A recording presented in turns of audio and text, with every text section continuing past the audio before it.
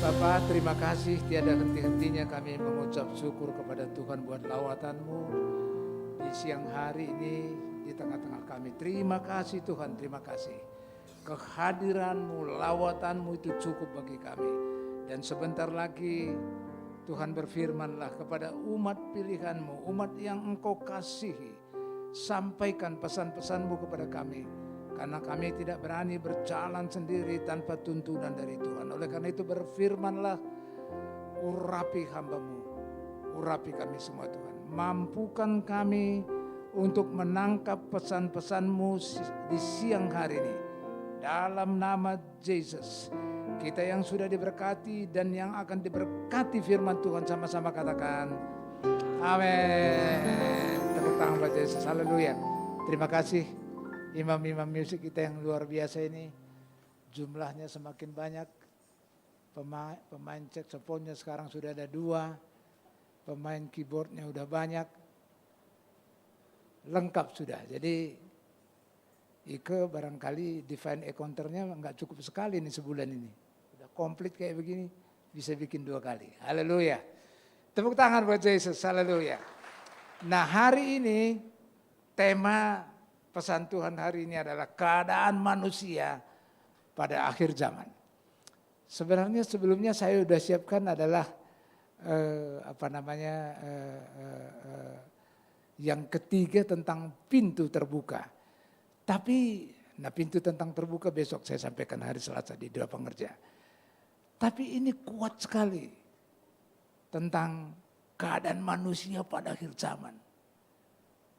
Ini oleh karena itu saudara berdoa, biar selama 35-40 menit ke depan ini, Roh Kudus memampukan kita menangkap pesan-pesan Tuhan hari ini. Bapak terima kasih Yesus, terima kasih. Tuhan hadir selama 35-45 menit ke depan ini, dalam penyampaian isi hatimu, firman Tuhan. Urapi sekali lagi hamba-Mu. Urapi hamba-Mu. Sedemikian setiap kata yang keluar dari mulut bibir hamba-Mu itu dari Tuhan sendiri. Dan berkati kami jemaat di akhir zaman yang Tuhan kasihi. Sampaikan pesan-pesan-Mu, sampaikan petunjuk-petunjuk-Mu, sampaikan teguran-teguran-Mu kepada umat pilihan-Mu di hari-hari terakhir, di akhir zaman ini. Dalam nama Yesus. Amin. Mari kita baca 2 Timotius 3 ayat 1-2. Ketahuilah bahwa pada hari-hari terakhir akan datang masa yang sukar. Saya ulangi.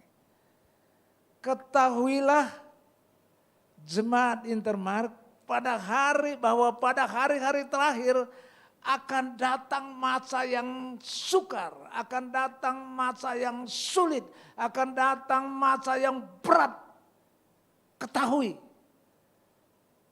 ini peringatan, ini nubuatan seorang Rasul Paulus yang disampaikan kepada anak rohaninya dia Timotius. Ayat kedua, akibat daripada masa sukar itu saudara kasih, maka manusia akan mencintai dirinya sendiri. Mementingkan diri, kepentingannya sendiri. Dan menjadi hamba uang. Titik sampai di sini saja. Nah, saudara kasih sekarang kita kembali ke ayat 1. Pada hari-hari terakhir. Next. Pada hari-hari terakhir. Tadi kita udah baca 2 Timotius 3 ayat 1.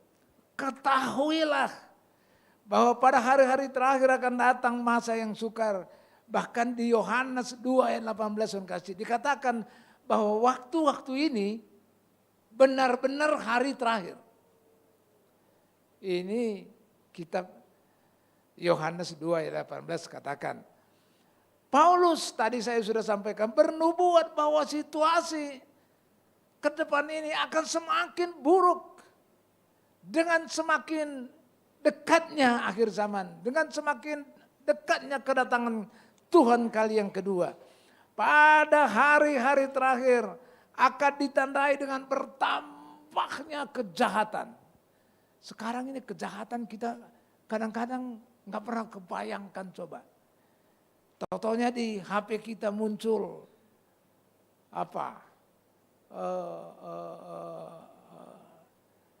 investasi bodong. Kasihkan duit 100 juta, 90 hari kembali 200 juta. Bagi orang yang mata duitan, yang cinta uang, langsung nggak ada uang 100 juta, jual ini jual itu, investasi, tau-taunya bodong, hilang duit. Kejahatan semakin meningkat yang kita nggak bisa, kadang-kadang di luar pikiran kita.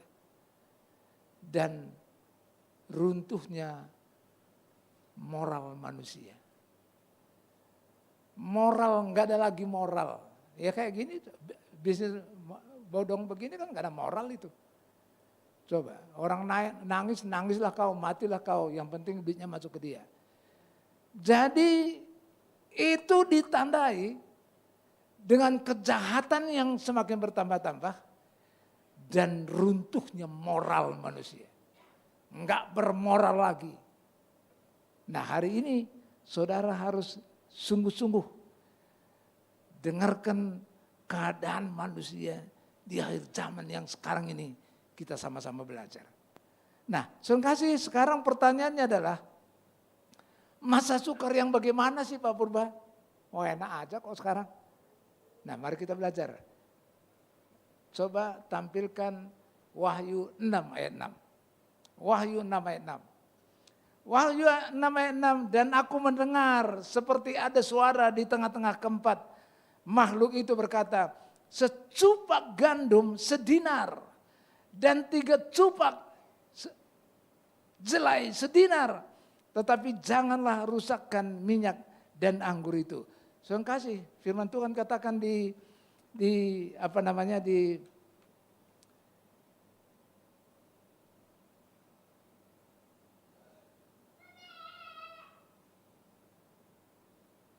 firman Tuhan katakan bahwa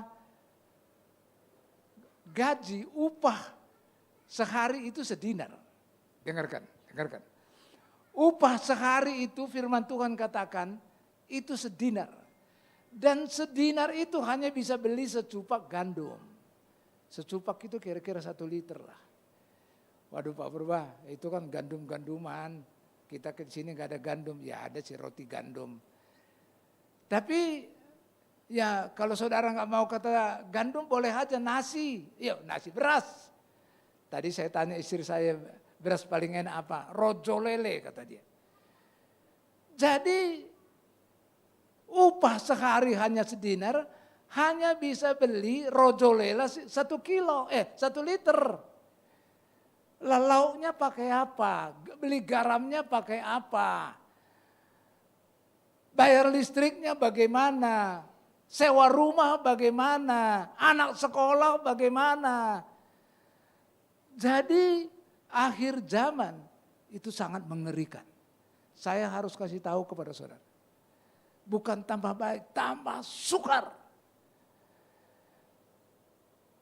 Dan itu firman Tuhan katakan. Dan saudara dan saya harus bersyukur. Kalau itu terjadi artinya firman Tuhan itu ya dan amin. Kita sangat bersyukur. Jadi betapa mengerikannya kerja sehari, berapapun itu, kalau nggak mau dinner nggak apa-apa, rupiah lah. Katakanlah kerja sehari untuk UMR, katakanlah 180.000, kalau 4,5 juta per bulan. Atau katakanlah 200.000 per hari. Tapi 200.000 per hari itu, firman Tuhan katakan hanya bisa beli secupak gandum.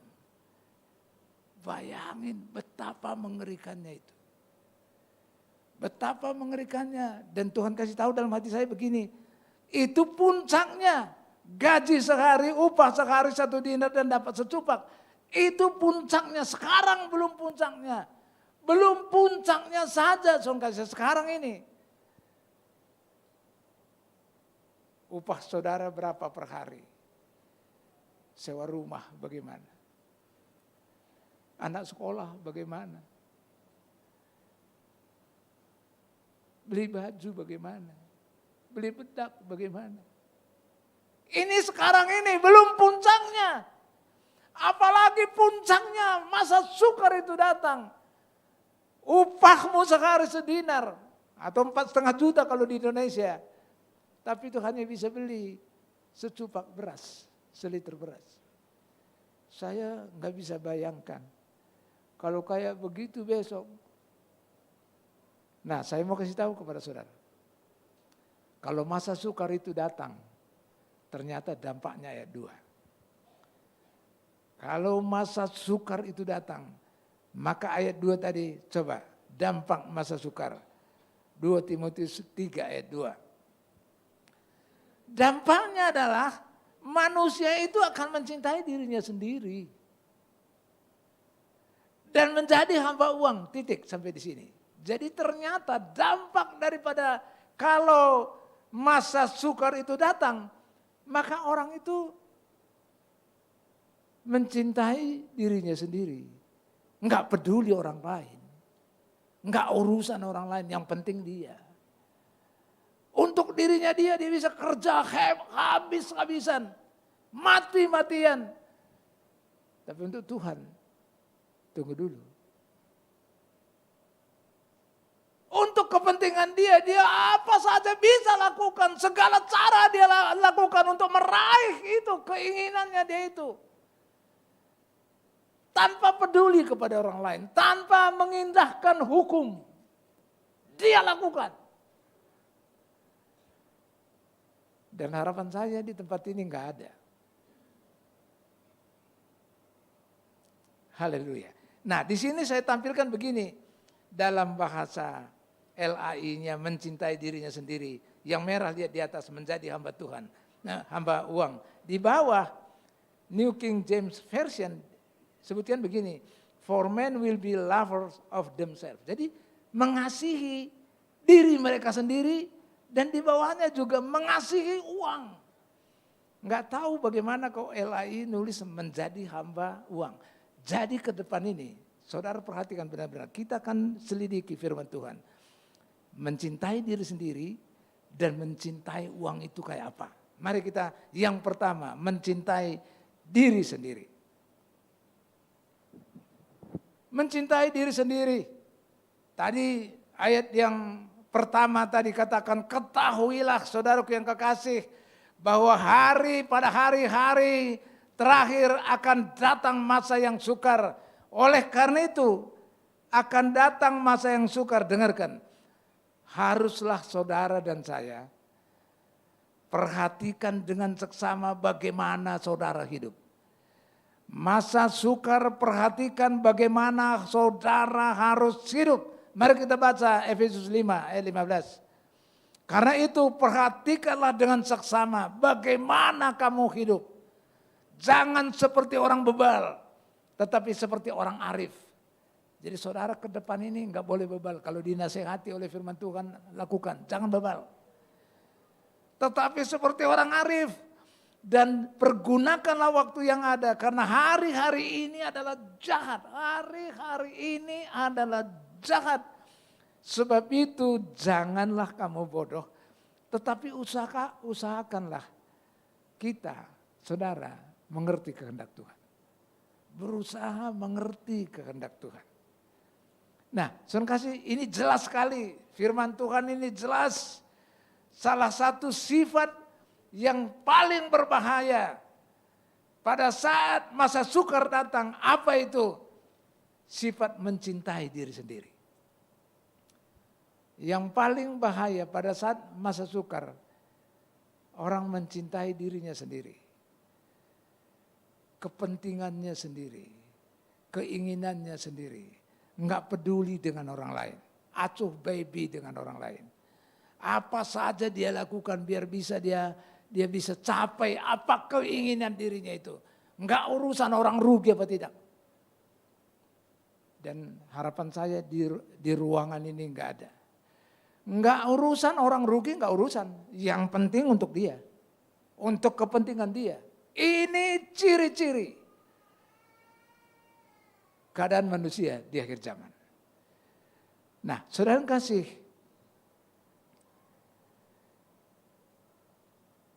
pada hari-hari terakhir ini, banyak orang rela melakukan apa saja untuk kepentingan dirinya sendiri, untuk keinginannya diri sendiri, tanpa mengindahkan hukum. Saudara kasih, sekarang ini hukum itu kayak enggak ada gunanya.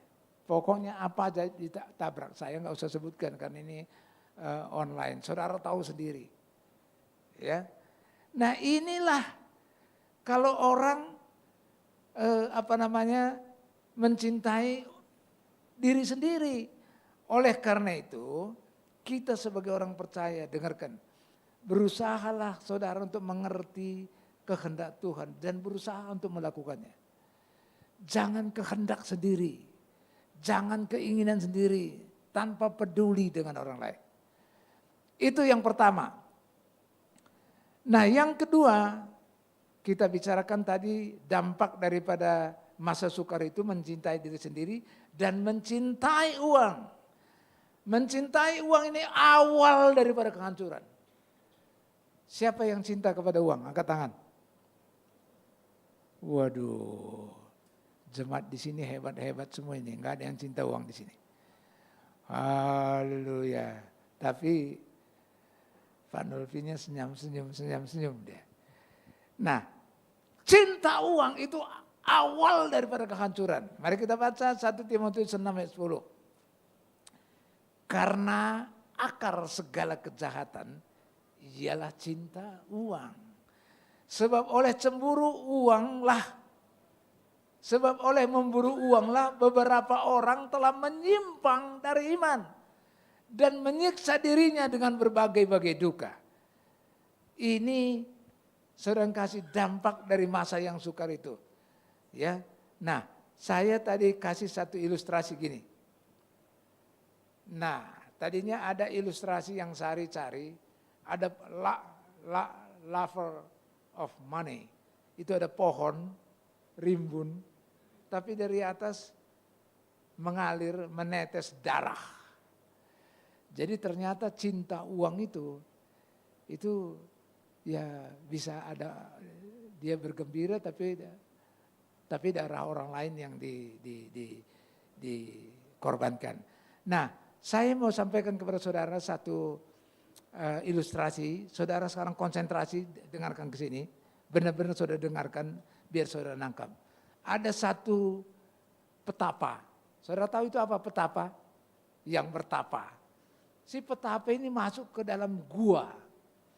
Dia masuk ke dalam gua, masuk ke dalam. Dia ketemu uang. Banyaknya luar biasa. Tumpukan uang ditutup pakai plastik tapi kelihatan. Ada dolar, ada rupiah. Waduh. Ada Sing dolar di situ. Ada Australian dollar di situ. Si petapa ini dia jalan ke sana begitu banyaknya uang. Wah, setan ini kata dia. Jadi si petapa uang itu dianggap setan. Saking dia lihat banyaknya, lari dia keluar. Lari, tergopong-gopong lari. Ketemu sama 3 tentara. Enggak disebutkan pangkatnya apa. Tapi berpakaian dinas. Mereka tanya, Pak petapa kenapa kok lari tergopong-gopong? Aku ngeri bener kata dia. Aku ketemu setan. Loh, ketemu setan di mana? Itu di dalam gua. Masa iya? Oh, mereka tentara ini masuk ke dalam. Mana guanya? Ditunjukkan. Masuk dia ke dalam. Tentara lihat uang begitu banyak. Mereka rembuk bertiga ini. Waduh, mereka kita kaya ini. Kita bagi 3 ini. Sekarang salah satu pergi ke kota. Siapkan peralatan untuk bawa barang ini. Dan begitu datang sini bawa makanan ya untuk kami. Pergi 1 orang ke kota, 2 orang tinggal. Ya, yang 2 orang itu meeting, rapat. Tahu saudara apa rapatnya? Dia bilang gini. Nanti kalau datang orang itu bawa alat-alat sama makanan, kita bunuh dia. Sehingga uang ini, yang sekian banyak ini tidak dibagi 3, bagi 2 saja. Setuju.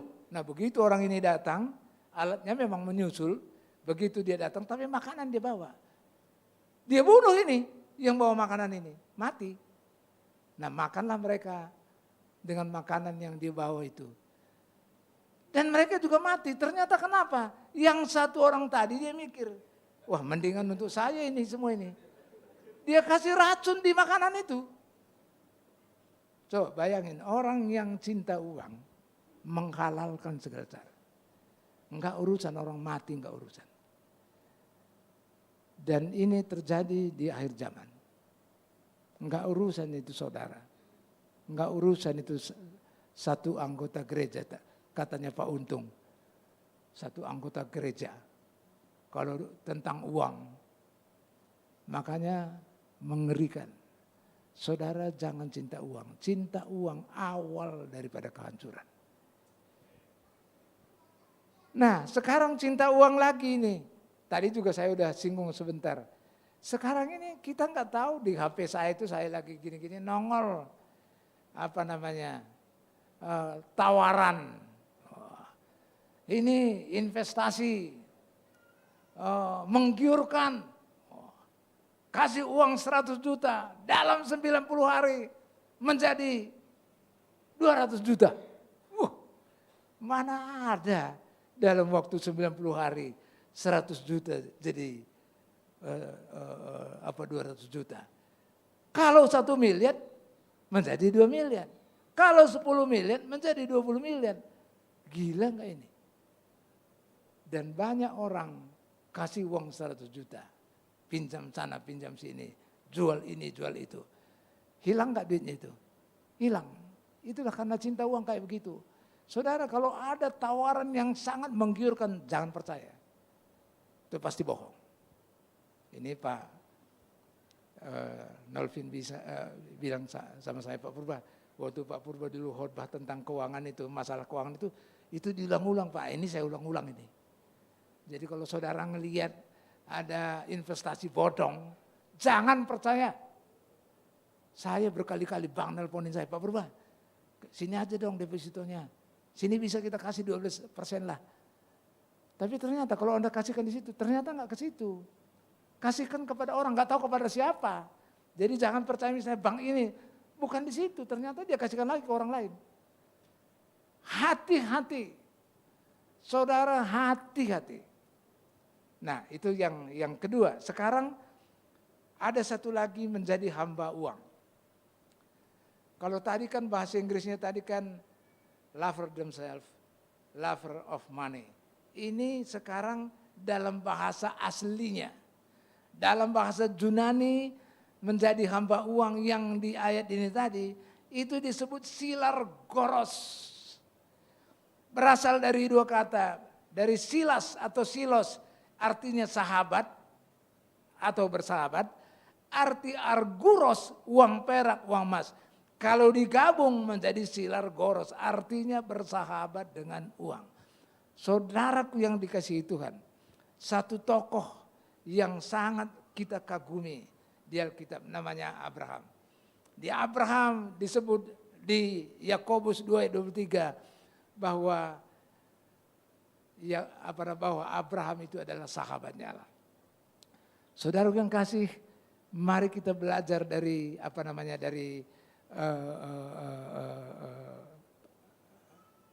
pendahulu kita. Saudara jangan bersahabat dengan uang. Saudara jangan bersahabat dengan uang. Kalau bersahabat dengan uang, pikiran tentang uang melulu. Sebentar-sebentar uang, apapun dibicarakan tentang uang. Saudara jangan bersahabat dengan uang. Tapi bersahabatlah saudara dengan Tuhan. Saudara hari-hari akhir zaman ini bersahabat dengan Allah. Perbanyak pujian penyembahan di rumah tanggamu, di keluargamu, perbanyak baca firman Tuhan, perbanyak menyembah Tuhan, perbanyak bertemu dengan Tuhan secara pribadi, mesbah pribadi, lakukan, perbanyak itu. Tidak salah saudara ada uang, enggak salah, tapi jangan mencintai uang, kan itu awal kehancuran. Ini firman Tuhan katakan, bukan kata saya.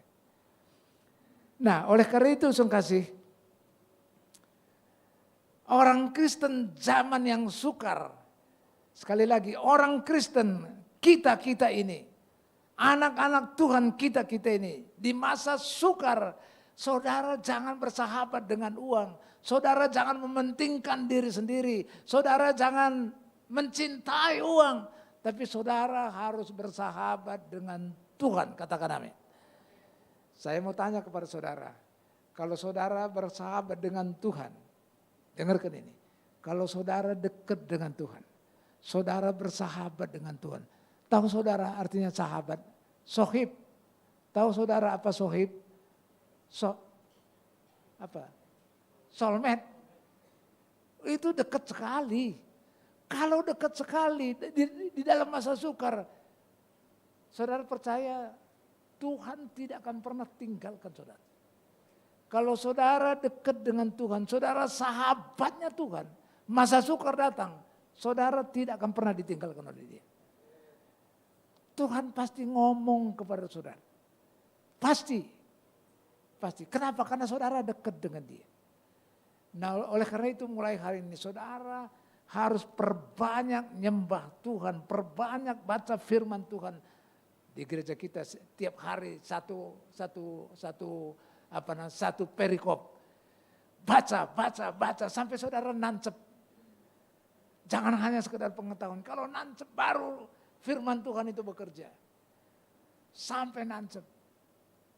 Katakan amin. Puji Tuhan. Nah sekarang saudara, ini saya mau sampaikan yang terakhir, penghakiman terakhir. Ini hubungannya dengan ke depan tadi. Kalau saudara baca di Matius 25 ayat 31, itu perikopnya itu adalah penghakiman terakhir. Saya mulai baca ayat 31. Bisa ditampilkan ayat 31? Yes. Apabila anak manusia datang, siapa itu anak manusia? Yesus. Jadi kalau anak manusia Yesus itu datang dalam kemuliaannya dan semua malaikat bersama-sama dengan Dia, maka Ia akan bersemayam di atas takhta kemuliaannya. 32. Lalu semua bangsa akan jadi kalau pada saat Yesus datang kali kedua, maka Dia kumpulkanlah semua bangsa-bangsa di hadapannya dan Ia akan memisahkan mereka seorang daripada seorang, sama seperti gembala memisahkan domba dari kambing. Ayat 33. Dan Ia akan menempatkan domba-domba di sebelah kanannya dan kambing-kambing di sebelah kirinya. Dengarkan. Ayat 34 yang tadi. Dan raja itu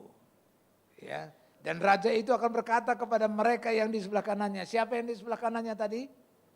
Domba. Domba itu diibaratkan orang benar. Jadi orang benar itu ada di sebelah kanannya. Dan raja itu bilang kepada orang benar yang ada di kanannya, kepada domba yang ada di kanannya, mari hai kamu yang diberkati oleh Bapakku, terimalah kerajaan yang telah disediakan bagimu sejak dunia dijadikan. Wow. Jadi kepada orang yang benar, kepada domba yang sebelah kanan tadi, mari, firman Tuhan katakan. Sekarang ayat ke-35. 35. Sebab ketika aku lapar, kamu memberi aku makan. Ketika aku haus, kamu memberi aku minum. Aku di sini Tuhan loh. Aku di sini Yesus. Ketika aku seorang asing, kamu memberi aku tumpangan, huruf besar aku. Ketika aku telanjang, kamu memberi aku pakaian. Ketika aku sakit, kamu melawat aku. Ketika aku di dalam penjara, kamu mengunjungi aku. Terus 37. Maka orang-orang benar itu yang di sebelah kanan tadi akan menjawab dia, katanya, Tuhan, bila manakah kami melihat orang lapar dan bila manakah kami melihat engkau lapar dan kami memberi engkau makan, atau haus dan kami memberi engkau minum? Bila manakah kami melihat engkau sebagai orang asing dan kami memberi engkau tumpangan? Atau telanjang dan kami memberi engkau pakaian? Bila manakah kami melihat engkau sakit atau dalam penjara dan kami mengunjungi engkau? Dan dengarkan baik-baik. Dan raja itu akan menjawab mereka, orang benar itu. Aku berkata kepadamu, sesungguhnya segala sesuatu yang kamu lakukan untuk salah seorang dari saudaraku yang paling hina itu. Apa saudara yang paling hina itu? Yang lapar tadi. Yang haus tadi. Yang orang asing tadi enggak ada tumpangan, diberikan tumpangan. Yang orang sakit, yang orang di dalam penjara. Jadi, saudara kasih, lakukan untuk salah seorang dari saudaraku yang paling hina ini. Kamu telah melakukannya untuk aku. Wow, keren. Terus, nah oleh karena itu saudara kasih, coba mundur sekali lagi mundur. Sekarang pertanyaannya, kapan saudara memberi makan orang yang lapar? Ada 250 kita di sini. Kapan terakhir saudara memberi orang yang lapar, yang enggak bisa makan, saudara beri makan? Orang yang haus, saudara beri minuman. Orang yang enggak ada tempat teduh, saudara beri tumpangan. Orang yang sakit di rumah sakit, saudara kunjungi. Orang yang di dalam penjara, saudara kunjungi. Kapan? Coba saudara tanya masing-masing. Saya tadi ibadah 1 saya katakan, saya tanggal 17 Agustus. 17 Agustus. Saya kebetulan Iman masih di sini. Kami berangkat ke Bandung pakai kereta. Kita nginap 1 malam di Bandung. Kita kunjungi orang yang sakit umur 88 tahun. Doktor pertama di Indonesia di bidang tambang. Dari Missouri, dari Amerika. Kita kunjungi dia karena sakit umur 88 tahun. Kita ngobrol panjang lebar dan kita memberkati. Kapan saudara lakukan? Tanggal 8 September kemarin, 8 September tahun ini.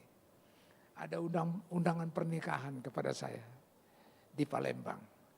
Dalam hati saya akan hadir, tapi bukan tujuan utama itu. Tapi saya akan ke penjara. Jadi saya pesan kepada teman-teman di sana. Saya pesawat jam 3, Citylink mendarat. Dan saya langsung ke penjara. Melihat ke penjara 4 orang. Dari jam 4 sore sampai jam 6, 10, 2 jam 10 menit. Saudara dengarkan, ternyata baru saya tahu orang kalau pejabat yang banyak duit. Ternyata kalau di penjara itu takutnya luar biasa. Dia bilang dia takut karena si Alun apa siapa yang anaknya motor gede itu langsung ketangkap bapaknya, terus hartanya langsung semua diambil. Ini juga begitu. Dia takut hartanya, rumahnya nanti istriku, anakku gimana ini. Dia takut benar. Dan dia bilang di tempat ini Pak Purba nggak ada apa namanya hak-hak asasi manusia di sini. Mereka takut. Ada 4 orang. Saya bilang pencobaan itu tidak melebihi dari kemampuan. Salah satu bilang, iya Pak Purba di agama kami juga ngajarin itu. Coba 2 jam 10 menit saya hanya dengerin. Jadi kalau saudara mau jadi konselor, jangan banyak ngomong.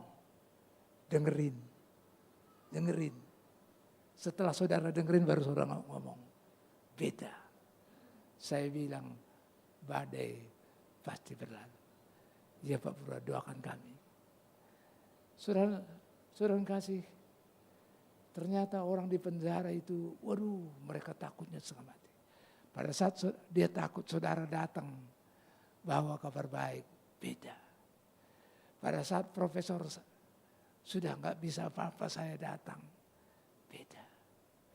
Dulu dosen saya, yang membimbing saya, skripsi saya dia membimbing. Saya datangi, sekeluarga saya datang. Sebenarnya saya mau mendidik anak saya juga, kenapa saya bawa. Biar anak saya juga tahu ini harus kunjungi orang yang di dalam sakit. Berempati kepada orang yang sakit. Saudaraku yang kekasih, Yesus sudah tidak lama lagi akan datang. tanda-tandanya sudah banyak. Saudara, apakah saudara sudah lakukan Matius 25 ini? Ayat 31 ini. Akhir zaman itu hanya di Alkitab hanya ada di Matius 24 dan Matius 25. Saudara, sekarang jangan mementingkan diri sendiri. Jangan. Jangan. Lihat kiri kananmu. Jangan mementingkan diri sendiri. Jangan mementingkan diri sendiri. Jangan mencintai uang. Jangan bersahabat dengan uang. Ada teman saya di sini Pak Untung namanya. Untung Raharjo Purba.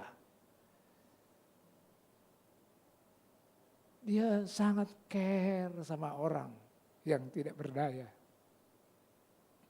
Dia care sama gereja kita. Dia care. Enggak mementingkan diri sendiri. Saudara harus mulai belajar dari hari ini.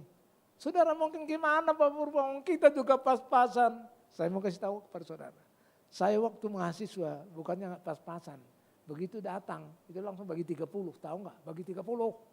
Hari ini tanggal 1 ambil tanggal 1. Tanggal 2 ambil tanggal 2. Sampai akhir bulan, mahasiswa. Tapi ada pengerja di GPD di Lengkong kecil. Bajunya itu saja. Dasinya itu saja. Sepatunya itu saja. Padahal ada 3 pengerja di situ. Yang 2, bayangin adiknya, istrinya Om Hani pakai manset. Ini bukan saya nunjukkan manset saya, ini bukan. Dia pada saat itu pakai manset. Dasinya bermerek. Saya bilang yang satu ini baju itu cuci kering. Saya padahal mahasiswa. Saya beli baju Arrow. Saya beli dasi. Saya undang dia ke tempat kosan saya kasih. Jadi saudara kasih, saudara menolong orang itu jangan tunggu sampai kaya. Minta kepada Tuhan, ini saya coba. Ini visi kita mencintai Tuhan dan mencintai sesama. Di mana sesamamu? Ini jangan sekedar visi. Ini visi gereja ini. Mengasihi Tuhan. Bukan hanya nyanyi-nyanyi saja nyembah Tuhan. Tapi mengasihi sesama. Mengasihi sesama. Dan ini misinya mempersiapkan jemaat yang kudus. Penuh belas kasihan. Saya setiap ada bermasalah jemaat di gereja ini. Saya cepat sekali. Enggak nunggu lama. Jeger. Enggak pakai tunggu kiri kanan. Apa saya berlebih banget? Enggak. Orang pensiunan kok. Tapi langsung jeger. Kepikiran kalau enggak menolong. Saudara, ini visi gereja kita. Dan visi gereja ini 3 bulan kami berdoa berpuasa dengan para pendoa. Dan Tuhan katakan visi gereja ini mengasihi Tuhan dan mengasihi sesama. Dan ini akhir zaman. Saudara enggak boleh hidup sendiri. Enggak boleh mementingkan diri sendiri. Mencintai uang, bersahabat dengan uang. Tapi saudara harus bersahabat dengan Tuhan. Jadi kalau ke depan ini benar-benar saya sampai mikir gini. Ini baru pendahuluan daripada masa sukar itu aja udah sukarnya setengah mati. Apalagi puncaknya masa sukar itu. Benar-benar satu gaji sehari 1 dinar. Dan hanya dapat secumpak gandum. Saya bilang gimana bayar listrik. Bagaimana air, bagaimana. Wah ini. Bagaimana anak sekolah, bagaimana sewa rumah, bagaimana IPL. Bagaimana. Tapi Tuhan kasih tahu kepada saudara. Di Alkitab ada namanya Abraham, sahabat Allah. Saudara dan saya, kita harus bersahabat dengan Allah. Perbanyak sekarang nyembah Tuhan. Perbanyak saudara keluargamu mesbah keluarga. Baca firman Tuhan, bukan hanya baca, mengerti. Nancep. Kalau nancep kayak saya baca Wahyu 6 ayat 6 itu, saya dikasih penerangan dari, ngeri bener. Bayangin sehari dapat sedinar, belinya hanya secupa. Ngeri kali kalau orang Medan bilang, ngeri kali. Wong ini permulaannya saja udah kayak begini mengerikannya. Oleh karena itu, saya kasih saran saya, firman Tuhan kepada saudara dan saya. Mari kasihi Tuhan dan kasihi sesama. Sungguh-sungguh. Jangan cintai uang, jangan cintai dirimu. Jangan tidak peduli. Kan kebanyakan orang tidak peduli sesama. Mari peduli sesama. Benar-benar peduli sesama. Lihat orang, tolong sebisamu. Kalau enggak bisa benar, doakan dia. Maka sekalipun ke depan ini masa sukar itu benar-benar datang, saudara sudah siap. Ini nubuatan Paulus disampaikan kepada anak rohaninya dia, Timotius. Dan ini firman Tuhan pasti terjadi. Oleh karena itu siapkan dirimu. Kita siap-siap berjaga-jaga. Mari perbanyak menolong sesama. Mari perbanyak perhatian kepada orang lain. Mari perbanyak nyembah Tuhan. Mari perbanyak semakin erat, semakin akrab dengan Tuhan. Maka saudara kasih, sekalipun yang datang itu masa sukar, karena engkau bersahabat dengan dia, maka engkau pasti dipelihara. Engkau pasti tidak akan ditinggalkan oleh Tuhan. Terima kasih Bapak, firman-Mu sudah selesai disampaikan. Hamba-Mu terbatas, tapi Roh Kudus menerangi setiap hati kami. Biar kami tidak mencintai diri sendiri. Biar kami tidak mencintai uang. Tidak memperdulikan orang lain. Tapi ajari kami peduli kepada sesama. Ajari kami Tuhan. Ajari kami tidak bersahabat dengan uang. Tapi kami bersahabat dengan Allah. Dan kami akan menolong orang yang lapar, kami akan beri makan. Orang yang sakit kami kunjungi. Orang dalam penjara kami kunjungi. Oh haleluya, orang yang tidak berpakaian kami berikan pakaian. Tuhan berikan spirit ini. Berikan roh seperti ini, spirit seperti ini. Mencengkram jemaatmu, umatmu di tempat ini. Biar kami punya roh yang sama, spirit yang sama. Bukan mementingkan diri sendiri, tetapi mengasihi sesama. Peduli sesama. Terima kasih Bapak, terima kasih Yesus. Pujian hormat hanya bagi nama Tuhan saja. Haleluya. Amin. Hari ini kita perjamuan kudus. Yang bertugas silakan maju ke depan.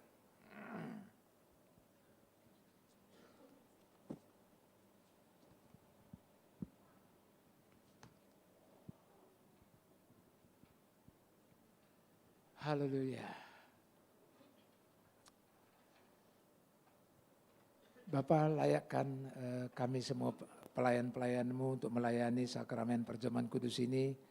Layakkan kami, Tuhan layakkan kami. Dan layakkan kami juga jemaat di tempat ini untuk menerima sakramen perjamuan kudus hari ini dalam nama Yesus. Amin.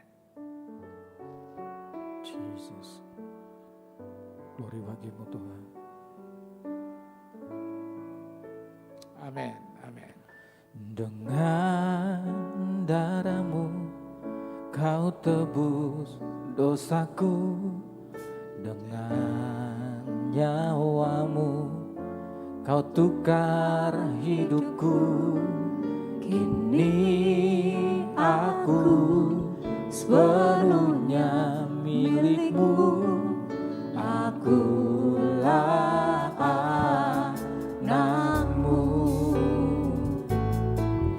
Dengan darah-Mu Kau tebus dosaku, dengan nyawa-Mu Kau tukar hidupku. Kini aku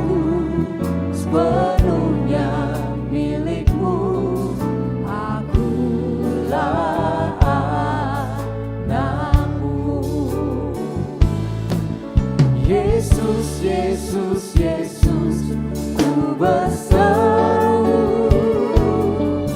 Yesus, Yesus, ku panggil namamu. Pengabdianku hanya padamu. Yesus, Yesus, Engkaulah. Panggil dia, Yesus.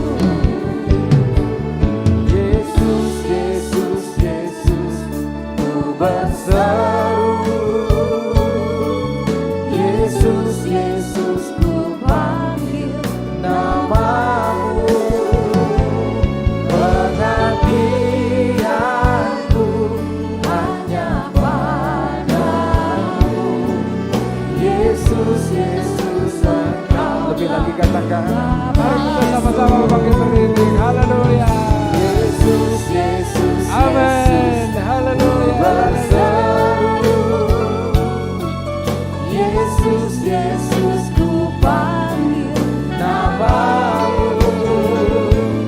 Pengabdianku hanya padamu. Yesus, Yesus, Engkaulah Bapakku. Ada yang belum menerima roti dan anggur, angkat tangan.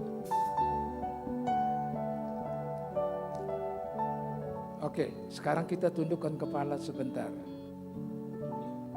Sebelum sakramen kudus ini kita lakukan, mari firman Tuhan sudah disampaikan. Kalau selama ini kita nggak pernah, belum maksimal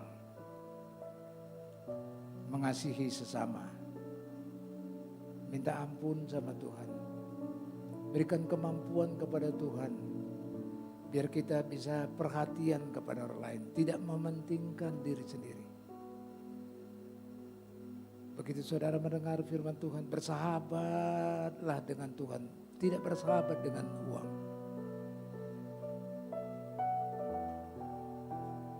Kalau belum pernah mengunjungi orang sakit, belum pernah mengunjungi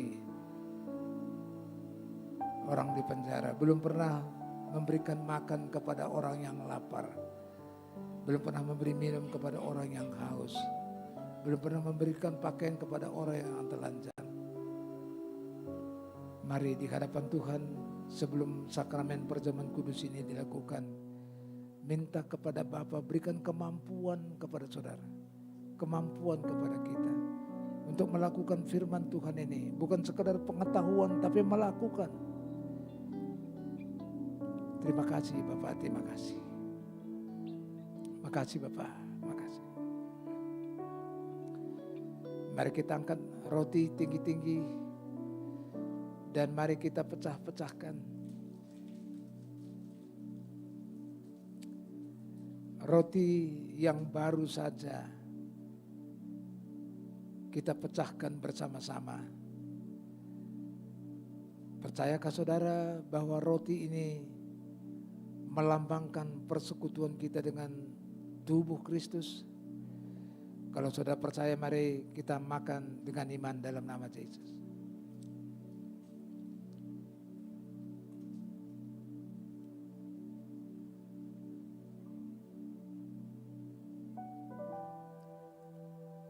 Mari angkat cawan tinggi-tinggi.